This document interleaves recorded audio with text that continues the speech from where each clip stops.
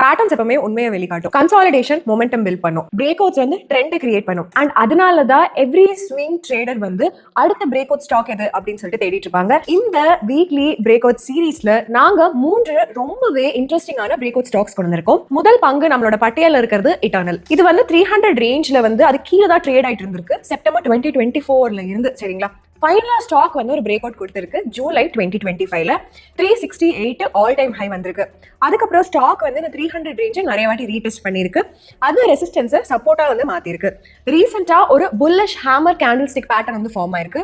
இது ஒரு low risk high return இருக்கிற செட்டப் தான் வந்து காட்டுதுங்க. பட் இது எப்பவுமே மைண்ட்ல வச்சுக்கோங்க, இந்த ட்ரெண்ட் எப்போ இன்வாலிட் ஆகும் அப்படின்னா பங்கின் விலை 280 ரூபீஸ்க்கு கீழே போயிடுச்சுன்னா. அடுத்த நம்ம பட்டியலில் இருக்கிற பங்கு வந்து சோழமண்டலம் இன்வெஸ்ட்மெண்ட் அண்ட் ஃபினான்ஸ். இந்த ஸ்டாக் வந்து 1660 ரேஞ்ச்ல செப்டம்பர் 2024ல இருந்து ட்ரேட் ஆயிட்டு இருக்கு.